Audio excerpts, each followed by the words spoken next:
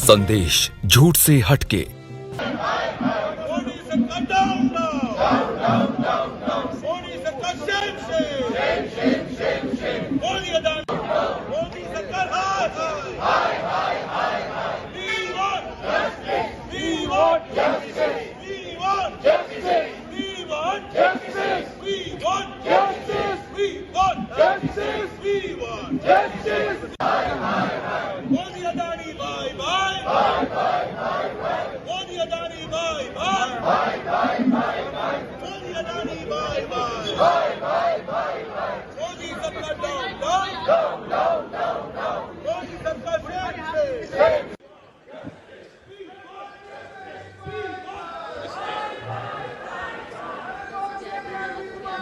मैं कुछ भी चाहता हूँ। क्या चाहते हो आप? कुछ भी पोर्ट चाहिए, एयरपोर्ट चाहिए, कुछ भी देश में। अगला आप क्या लेने की कोशिश कर रहे हो? उसके लिए अभी हमारा मीटिंग शाम को है, आज डिसाइड कर देंगे जो भी करते हो। ये बाय होने तक भैया ये पार्लियामेंट छोड़ देने भैया। देखते हैं। अब तो आपके रिश्ते के बारे में थोड़ा बताइए भाई। हम दोनों का एक ही है। मैं जो भी बोलता हूँ हम दोनों मिलके सब करेंगे। अच्छा, और कब से आपकी पार्टनरशिप चल रही है? हमारा सालों साल से। और फ्यूचर आपका कैसा है? 20 साल का है हमारा पूरा देश का। ये इंडिया मैं हूँ। अच्छा, ये आपके कारण पार्लियामेंट क्यों नहीं चलने दे रहे हैं? ये हम सारे ऑपोजिशन को, मतलब वो आदमी गायब है। अमित भाई आए नहीं थे आज हाउस में। आज अमित भाई से पूछना पड़ेगा। मैं जो भी बोलता हूँ ये करते हैं। ये बड़े सीरियस लग रहे हैं। ये कम बोलते हैं आजकल। ये थोड़ा टेंशन में है। थोड़ा डिस्टर्ब है। देखिए सर, ऐसा है कि राहुल गांधी पे अरबों रुपया खर्च हुआ। अरबों रुपया खर्च हुआ पप्पू बनाने के लिए, पप्पू साबित करने के लिए, पप्पू के रूप में उनका प्रचार करने के लिए।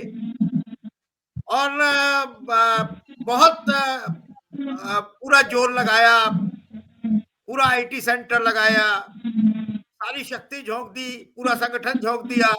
लेकिन आज तो उसी पप्पू ने ऐसी पप्पूगिरी की, संसद के बाहर के उन्होंने मोदी और अडानी और जाने किस किस की नींद हराम कर दी। तो ये तो मतलब आप राहुल गांधी के इस अवतार के बारे में क्या कहेंगे? क्या ये वास्तव में अडानी के खिलाफ सीरियस लड़ाई लड़ रहे हैं, या साथ में ये जो व्यंग बाण छोड़े हैं आज, जिस तरीके से जो उन्होंने किया है, वो तो उसका असर दूर तक जाएगा शायद। आपके ट्वीट में एक बड़ी आखिरी का एक सेंटेंस बड़ा मजेदार था, क्योंकि बाकी बातें तो हमारे मित्र ओम जी ने कही दी है।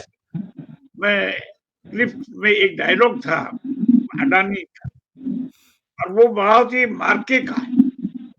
राहुल गांधी ने उनसे पूछा तो अडानी कहने लगे कि मोदी जी हम जो कहते हैं वो मोदी जी करते हैं। अब ये एक वाक्य में मोदी प्लस अडानी दोनों की यारी दोस्ती, लंगोटिया यारी दोस्ती या जो भी है, वो साफ हो जाती है।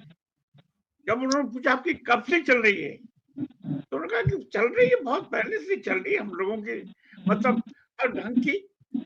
तो एक बात तो साफ हो गई कि राहुल ने आज, चाहे वो एक कहा जाए नकाब के द्वारा ही स्वीकार तो कर लिया कि हाँ, मैं जो कहता हूं, यानी अडानी जो कहते हैं, प्रधानमंत्री मोदी वही करते हैं।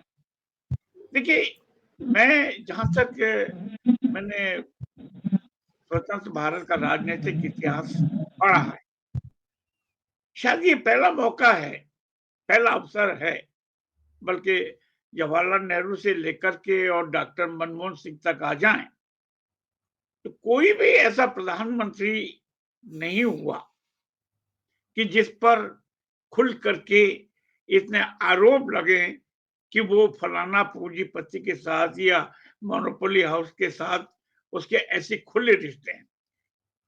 चाहे जवाहरलाल नेहरू हो रहे हों या इंदिरा गांधी रही हो, या लाल बहादुर शास्त्री रहे हो, या नरसिम्हा राव रहे हो, ये डॉक्टर मनमोहन सिंह है। ये पहली बार ऐसा हो रहा है कि जब प्रधानमंत्री श्री नरेंद्र मोदी और गौतम अडानी के साथ जो संबंधों का जो भंडाफोड़ हुआ है, और उसमें एक बात और सामने आई कि ये भी पहली बार है, क्योंकि आजकल पिछले जो है, अब हमारे मोदी जी कहते हैं ना कि इस देश में तो पहली बार हुआ है, जब 2014 के बाद सब कुछ पहली बार। तो फिर मैं यहाँ ये भी कह दूं कि ये भी पहली बार हुआ है कि जब मोदी जी का नाम कुछ राष्ट्रपतियों ने, श्रीलंका के राष्ट्रपति, फ्रांस के पूर्व राष्ट्रपति ने यहाँ तक कहा कि हमें तो प्रधानमंत्री मोदी जी ने चिट्ठी दी थी, इसलिए उसके लिए हमने काम किया, उसको दे रहे हैं। हालांकि बाद में खंडन हुआ, लेकिन प्रधानमंत्री का नाम आना श्रीलंका जैसे छोटे से देश के राष्ट्रपति, हालांकि बाद में वापस लिया गया, और यह फ्रांस के पूर्व राष्ट्रपति ने कहा कि तो ये एक, इसका मतलब यह है कि हमारे प्रधानमंत्री मोदी की जो पद की जो गरिमा है वो तो तार तार हो गई, इसमें कोई शक नहीं। जो आपने कहा कि पप्पू वाला, वो तो आप चैप्टर क्लोज हो गया, वो तो बहुत मीलों पीछे हो गया, वो तो 3 साल पहले खत्म हो चुका था। और मुझे लगता है कि बीजेपी ने जो रणनीति तैयार की होगी, जो भी उनके रणनीतिज्ञ होंगे, वो अपने को कोस रहे होंगे कि हमने हजारों करोड़ रुपया खर्च कर दिया इसको पप्पू साबित करने के लिए, ये तो और ही कुछ निकला। तो आज पूरी बीजेपी तो इसीलिए वो नए नए तरीके के कि अडानी पिछले देखिए 3 सप्ताह हो गए, और ये पहली बार हुआ है कि जब किसी भी पूंजीपति पर कोई बहस संसद में नहीं होनी दी है सत्ता पक्ष ने। देखिए, भारत में नेहरू के जमाने में मुंजड़ा कांड हुआ, रामकृष्ण डालमिया की बात आई, टीटी कृष्णमाचारी को रिजाइन करना पड़ा। इसके बाद और आगे आ जाए, हम लोग हर्षद मेहता कांड गुजर नरसिम्हा राव के जमाने में, उन पर आरोप लगे, उन पर बहस हुई। इसके बाद राजीव गांधी, उससे पहले राजीव गांधी, वो पोस्ट लेकर के उस पर भी बहस हुई।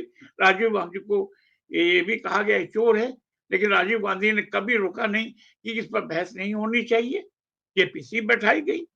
और मुझे याद है कि शायद ओम जी को भी याद होगा, विश्वनाथ प्रसाद सिंह जब बने थे प्रधानमंत्री, उन्होंने कहा कि मैं 100 दिन में सब ला दूंगा साफ, हमारी जो आईबी और सीबीआई है वो रिपोर्ट सामने रख देगी। कुछ नहीं हुआ। तो कहने का मतलब ये कि प्रधानमंत्री, किसी कांग्रेस पार्टी के किसी भी प्रधानमंत्री ने पूंजीपति पर बहस, उद्योगपति पर बहस, या आपके ये कहा जाए इस तरह के जो हुए स्कैम जो सामने हुए, उस पर बहस को कभी नहीं रोका। चलिए मनमोहन सिंह की याद दिला दें, ये तो अभी पुरानी बात है, 10 साल पहले 2G स्पेक्ट्रम पर बात हुई, कोयले स्कैंडल पर हुई, और उसमें एक मंत्री को जेल जाना पड़ा, और एक एमपी को भी, कलमुड़ी जो बिहार तमिलनाडु की है, वो भी जेल में रही। लेकिन मनमोहन सिंह ने ये कभी नहीं कहा कि इस पर बहस नहीं होनी चाहिए। हालांकि वो मामला सब झूठा निकला। वो सीएजी के जो थे उस समय मिस्टर राय, उन्होंने कहा कि ये नोशनल है, 25-30 हजार करोड़ का नुकसान हुआ, वो नोशनल है, तो कहना हाइपोथेटिकल है। फिर भी प्रधानमंत्री मनमोहन सिंह ने उससे पीछे नहीं हटे। आज दिक्कत ये हो रही कि पहली बार इतने, जैसे बोलते हैं, बहुत ही शर्मनाक ढंग से हमारे बीजेपी सत्ताधारी दल और प्रधानमंत्री एक मुद्दे पर, अदानी के मुद्दे पर खामोश है। तीसरी बात यह कि आपने अडानी को भारत के बरस खड़ा कर दिया, समानांतर कर दिया कि अगर अडानी के पर चर्चा होगी तो भारत की जो अर्थव्यवस्था है वो डैमेज हो जाएगी, खत्म हो जाएगी। अरे भाई, शायद याद होगा 1975 में एक नारा लगा था, वो सुखदेव कांत बरुआ ने लगाया था, India is a Indira, Indira is a India. उसका हश्र क्या हुआ? तो आज आप ये कहना चाहते हैं कि मोदी प्लस अडानी की जुगलबंदी वो भारत का है, यानी दोनों एक दूसरे के पर्याय हैं। इस यानी ये सीधा एक तानाशाही के संकेत है। तो कहने का मतलब ये है कि आप कब तक रोकेंगे बहस से? वो सिर्फ यही तो मांग कर रहे हैं ना कि भाई आपके पास कुछ भी कहिए 296 की मेजॉरिटी है और बहस होगी, तो उसमें आप ये तो है नहीं कि आप कांग्रेस से दबेंगे, आपके पास सब कुछ है, राज्यसभा में भी आपकी मेजॉरिटी है, फिर घबरा क्यों रहे? जेपीसी में क्यों घबरा रहे हैं? अरे जेपीसी यानी जब सेबी के जो प्रमुख है जो है वो उनका और अदानी का संबंध है, आपने उसको को भी नहीं आने दिया जेपीसी की मीटिंग के सामने। इसी क्या दर्शाता है? और इससे ये बात सामने हो गई कि जो एक 2 साल करीब 5 साल 6 साल पहले कहा गया कि बीजेपी कुछ नहीं, एक वॉशिंग मशीन है, तो उसके लिए अजीत पवार को हम ले लें, हम असम के मुख्यमंत्री को ले लें। जितने लोगों पर जो आरोप लगते हैं वो आपके साथ चले जाते हैं, पहले उनको कहते हैं ये महाभ्रष्टाचारी है। तो अदानी के मामले में आप इतने खामोश हैं, चुप, और उसको आपने सोरोस के माध्यम से उसको डाइवर्ट करने की कोशिश की और यहाँ भी बोला गया। अब मैं यहाँ सवाल सोरोस को लेकर के उठाना चाहूंगा। सभी जानते हैं कि सोरोस क्या चीज है। देखिए, आप 10 साल से प्रधानमंत्री हैं, 10 साल से बीजेपी की सरकार है। अगर मान लीजिए सोरोस और सोनिया गांधी के संबंध थे, चलिए थोड़े के लिए मान लें, बेनिफिट ऑफ डाउट देते हैं आपको, हाँ ठीक थे, तो आप 10 साल से क्या खामोश कर रहे थे, क्या बात कर रहे?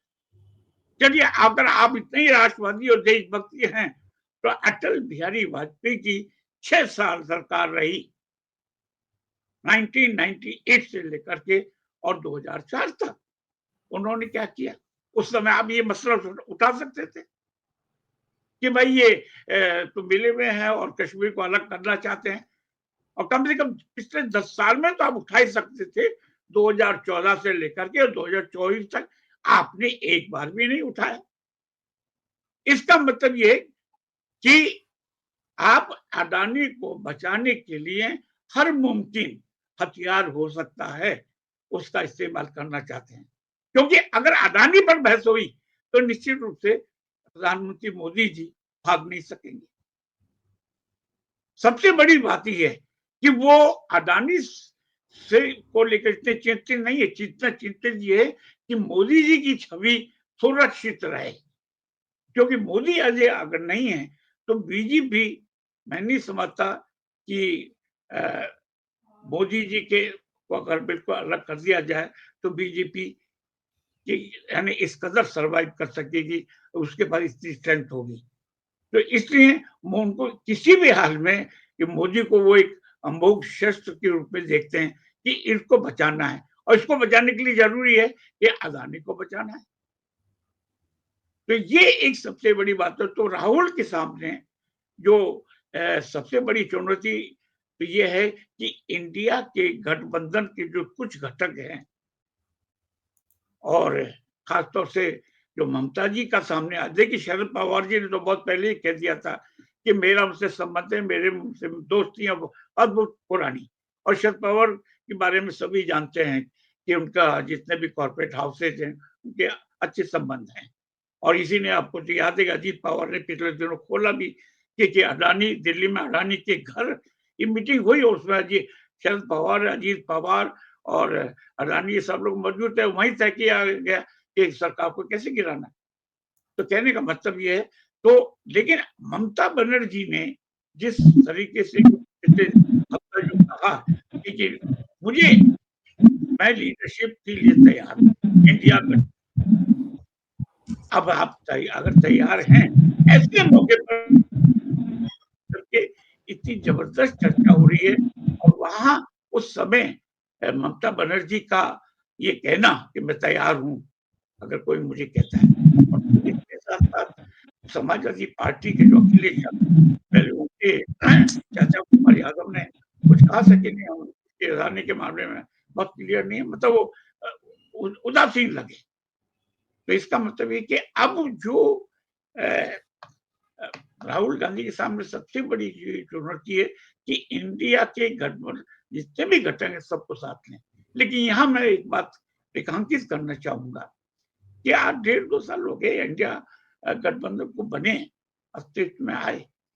आप कम से कम मिनिमम न्यूनतम प्रोग्राम तो तैयार कर लेते कि हाँ ये हमारे मुद्दे हैं और इस पर कोई समझौता नहीं होगा। अडानी का सवाल तो बड़ा महत्वपूर्ण मुद्दा है,